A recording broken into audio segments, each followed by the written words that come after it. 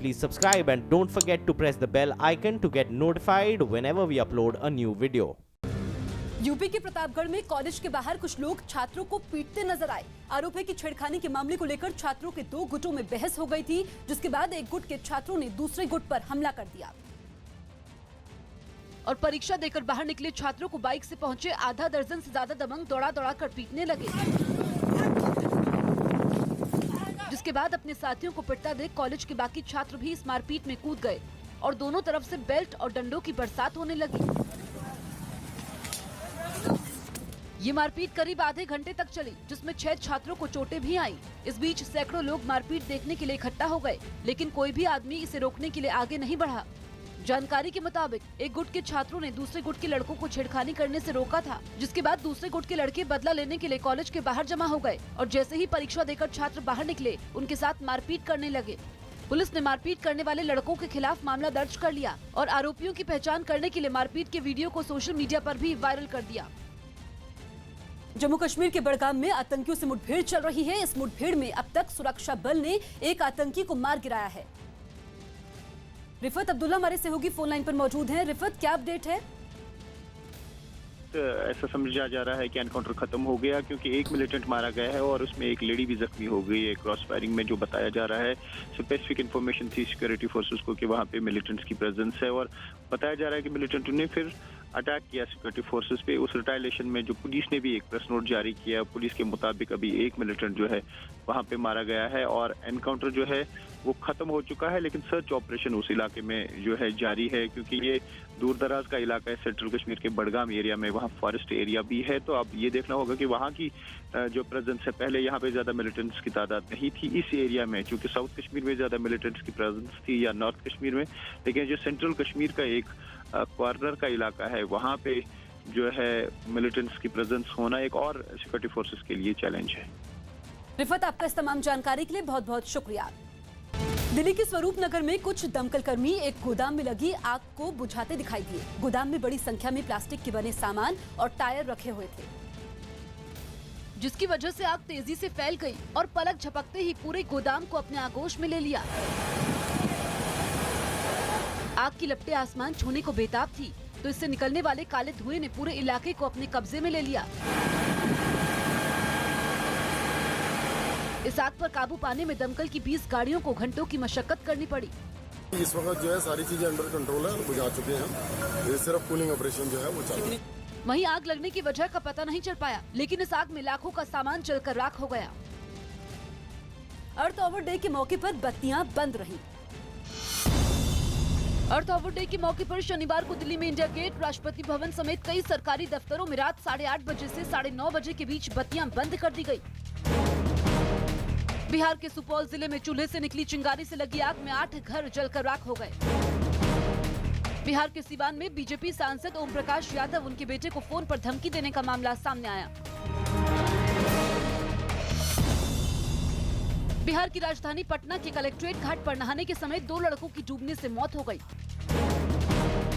मध्य प्रदेश के सतना में एक सरकारी अधिकारी पर ग्रामीण विकास विभाग के दफ्तर में ही शराब पीने का आरोप लगा। यूपी के सीतापुर में पुलिस ने सेक्स रैकेट का पर्दाफाश कर 4 लड़कियों समेत 6 लोगों को गिरफ्तार किया।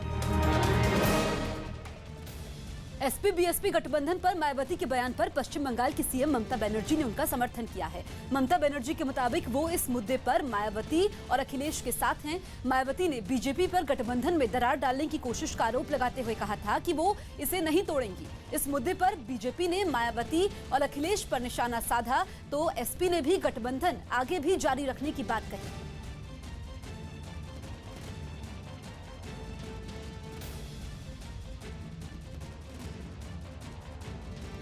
इनके षड्यंत्र को कुछ हद तक धूल चटाई जा सकती थी यदि सपा मुखिया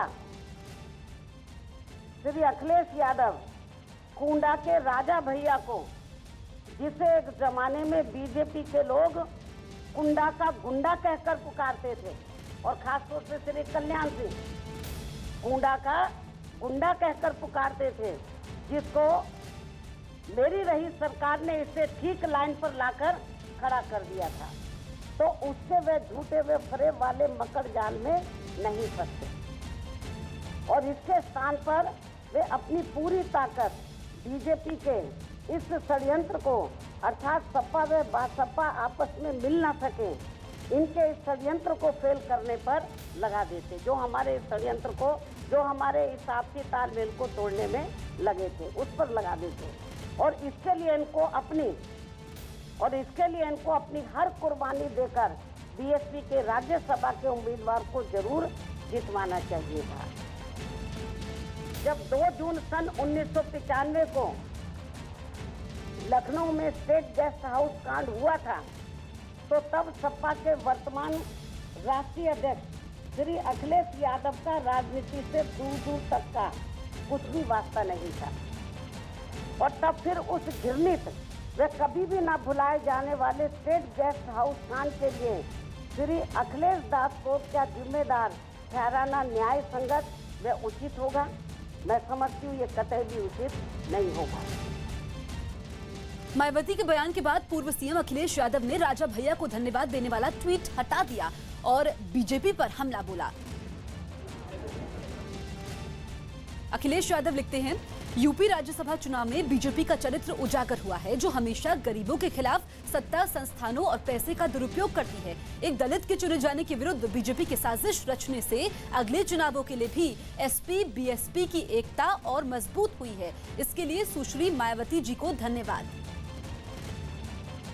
मायावती के बयान के बाद बीजेपी और एसपी बीएसपी के बीच जुबानी जंग और तेज हो गई। समाजवादी पार्टी के राष्ट्रीय अध्यक्ष श्री अखिलेश यादव जी गेस्ट हाउस कांड के समय राजनीति में नहीं थे। मेरा बहन जी से यह सवाल है कि क्या जो लोग थे उनके बारे में, मतलब अखिलेश जी के बारे में तो आपने बताया कि वो उस समय राजनीति में वह सक्रिय नहीं थे, लेकिन जो लोग सक्रिय थे अब वो अखिलेश यादव जी के साथ हैं, क्या उनके साथ रहते हुए उनके बारे में आपका विचार क्या है, उसे सार्वजनिक करना चाहेंगे? अभी ये समय की मांग है कि सब लोग मिलकर, सारा विपक्ष एकजुट होकर इस नफरत की राजनीति करने वाले लोगों को निश्चित रूप से पराजित करें, वरना ये हिंदुस्तान को तालिबान बना देंगे। मंचलों की छेड़छाड़ से तंग आकर एक छात्रा ने स्कूल छोड़ा। यूपी के फिरोजाबाद में मंचलों की छेड़छाड़ से तंग आकर 8वीं की एक छात्रा के स्कूल छोड़ने का मामला सामने आया। यूपी के बलिया में जूनियर इंजीनियर के साथ हुई बदसलूकी के मामले में जल निगम कर्मचारियों ने कोतवाली परिसर में प्रदर्शन कर मारपीट के आरोपी पार्षद की गिरफ्तारी की मांग की। बिहार के हाजीपुर में एक लड़के की हत्या के बाद गुस्साए लोगों ने NH 77 पर प्रदर्शन कर हत्यारों की गिरफ्तारी की मांग की। केपटाउन टेस्ट के समय गेंद से छेड़छाड़ मामले पर माफी मांगते हुए ऑस्ट्रेलियाई कप्तान स्टीव स्मिथ ने टीम के सलामी बल्लेबाज कैमरून बैक्रॉफ्ट की हरकत पर शर्मिंदगी जाहिर की। भारत की निशानेबाज मनु भाकर ने शानदार फॉर्म बरकरार रखते हुए सिडनी में आयोजित जूनियर विश्व कप में स्वर्ण पदक जीत लिया।